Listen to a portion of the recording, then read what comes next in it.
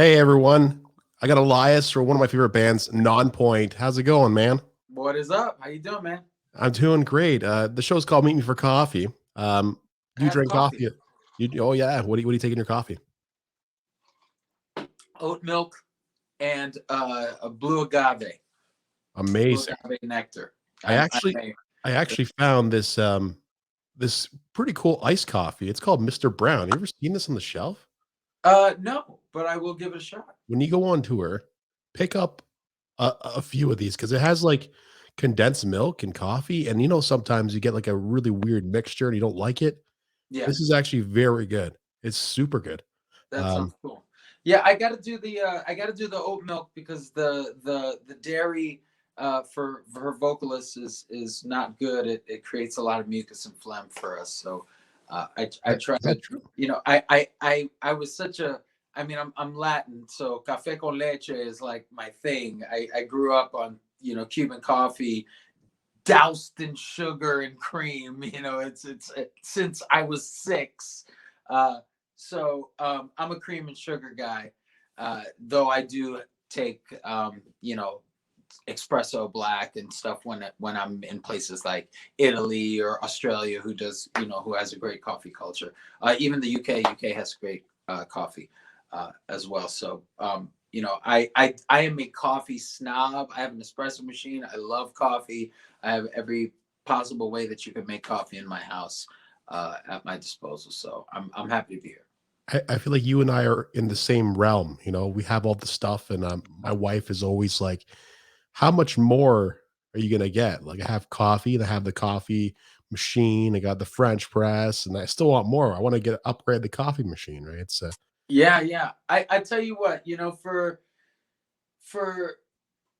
for the bang for the buck and for the quality of the kind of coffee that comes out, I gotta say Nespresso right now is my go-to. Um, because of how quickly I can make a cup of coffee, but it does have that coffee shop kind of, foaminess and smell and aroma and taste. Um, so I really do like that experience. I am a ritualistic coffee drinker in the morning, in the afternoon, in the evenings. I literally drink it all day long because I just adore coffee. is it good to have an espresso before you rip up on stage, or I love to. I always drink a coffee before I go up on stage for that reason. A lot of reasons why I can't get to sleep after the set is because I'm still jacked up on the coffee from right dude, beforehand. this is so cool. I know, Nonpoint. I was listening to you guys for quite some time. All my friends, they're really into your band. Of course, we're Canadian, so we don't get to see you guys too often. I Mhm. know after this COVID stuff, now it's kind of simmering down. I'm not sure what's going to happen, but you guys are going back on tour. Let's talk about that tour. You got Saul on that tour as well, who was previously on my show many years ago. Who Mhm. else is going out with you? We have the Dropout Kings. Those boys are excited to have them on. They're energetic young boys that are just killing it. And also to Any Given Sin. Those boys are steaming up the charts right now and doing beautifully. So we're stoked to have them out. And we just got Kingdom Collapse on our ending October dates and a couple weeks there. So it's going to be a pretty amazing run. The lineup is probably one of the best lineups we've had in quite some time. It's gonna make people remember the show. They're gonna be hyped after it.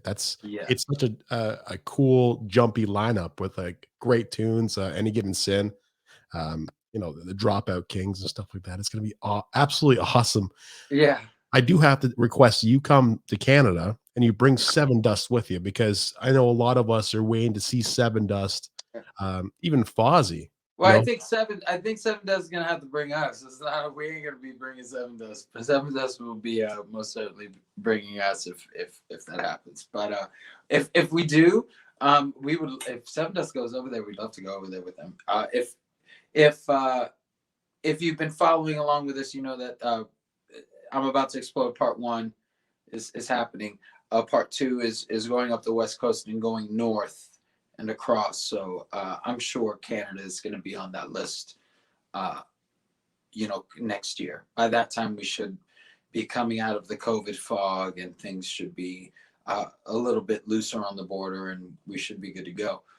Luckily, things are loose enough on the border that I can get Frankie over here to me, to not only join us on this next tour, but to work with us on, our next steps.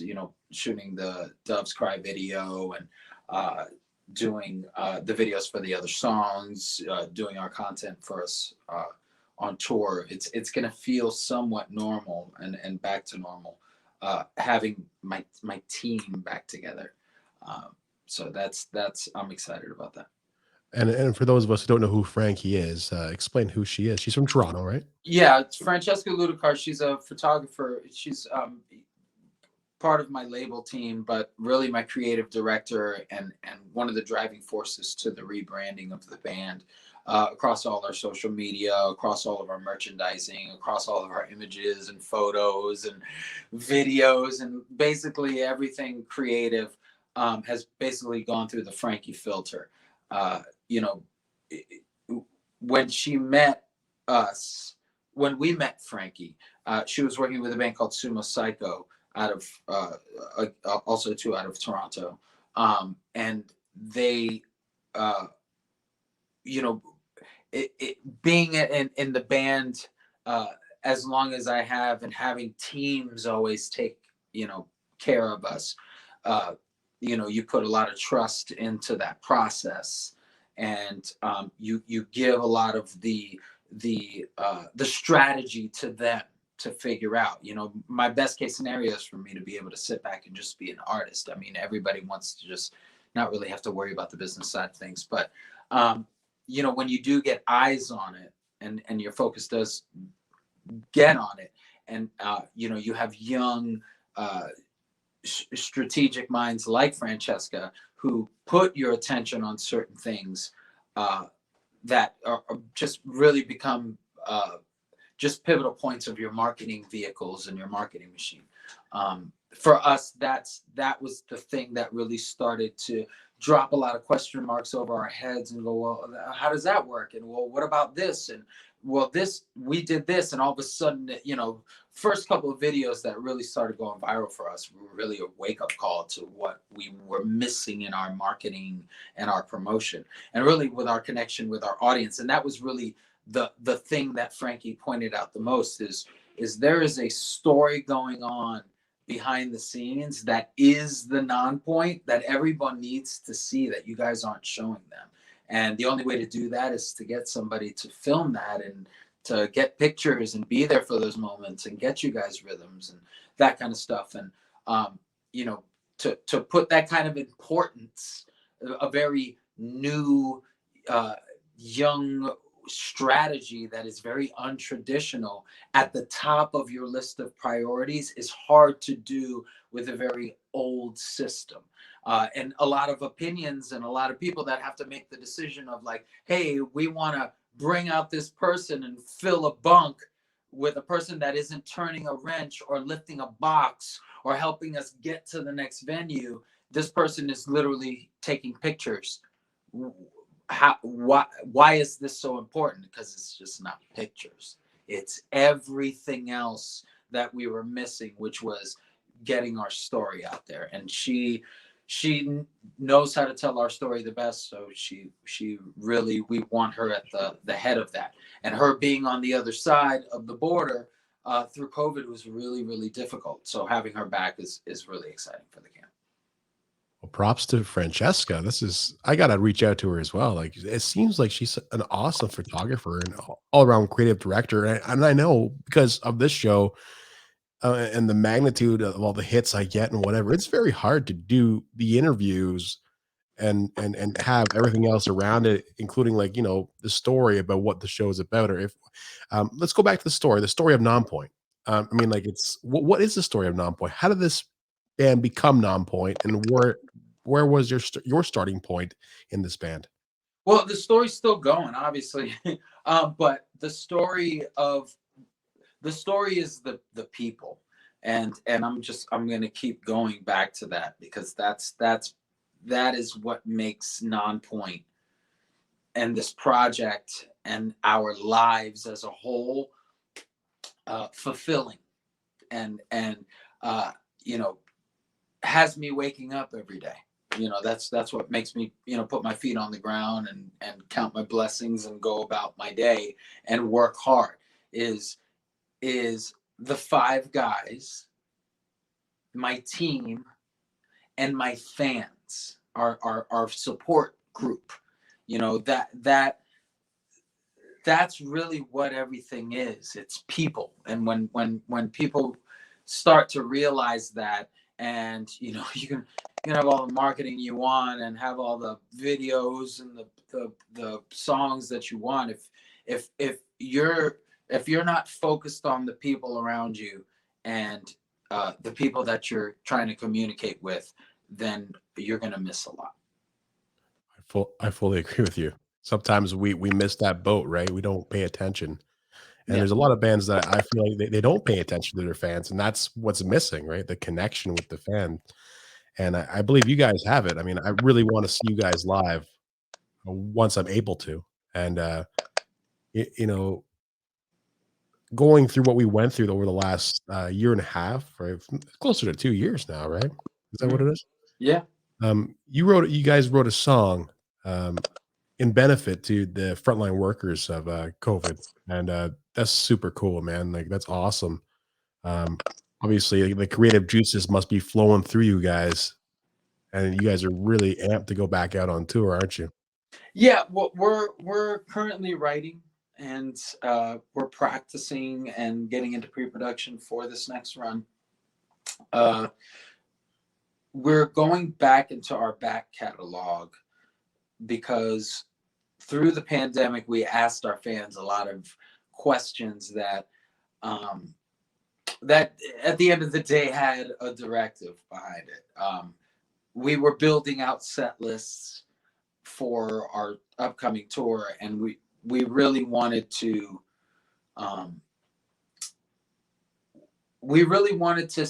to see if those deep cut songs were really the songs that our fans wanted to hear. Because sometimes as an artist, you go out there and you play those deep cuts, and you know, with a band like myself where we have so many songs, me choosing to pick this song or one of the other 159 published songs that Nonpoint has, I have to pick. So when I don't choose to pick something that is what, you know, most the general Nonpoint fan would consider relevant, to play something, for instance, like Everybody Down, which is a song on the WWF SmackDown video game that people have been literally filling our comment section saying, when are you guys ever going to play Everybody Down? You know, that was a song that we wrote for a video game. We never thought that we would ever play it live. But the song, that video game sold 1.6 million copies in the first, you know, so that song became very popular with a lot of people. So, you know, through careful consideration, we're going to be playing it in this next cycle. And that is a song that people have been asking for literally decades for our band. So I think that's what people really can expect more out of this show and this tour than any other tours. We're going back. We're playing Everybody Down. We're going to play tribute on select nights. We're going to, you know, we're doing covers that people have heard us kind of touch on here and there, and play. We're going to make it a fun set list. I'm so stoked for you guys. You know, I know a lot of people have discovered you probably from a video game's very good exposure. Like Bullet with a Name was on in a video game as well. I think it was a wrestling game as well, right? Same one. Yeah. Yeah. Absolutely amazing, man. Well, Elias, Cafe con Leche very soon. When we see you up here in Canada, thank you so much. And let's get Ruthless on tour, man. Yeah, we're coming. We're definitely coming. I would say part 2. So not that I'm about to explode. If you know the lyrics, I'm about to explode. The second verse says I'm about to something else. That's probably going to be the part 2. And it's definitely going to be going up the West Coast and all the way across Seattle. We're going to be hitting Vancouver, hitting Toronto, hitting every city that we can in Canada. People keep telling us that apparently you can tour 2 weeks in Canada. So we're really going to look into that and really try to do a substantial tour in Canada. So that way we can hit those outskirt cities that people tell us people come to and people come out to see bands play. So if you're watching this and you are from Canada, hit us in the comment sections. Go follow us on Nonpoint Band on our IG. You go to Nonpoint Official on Facebook, and hit us up in the comment section. Let us know what Canadian city and what club we need to come to. Just hit us up, and we got eyes everywhere. We'll find you. Awesome. Thank you so much, Elias. Anytime, man.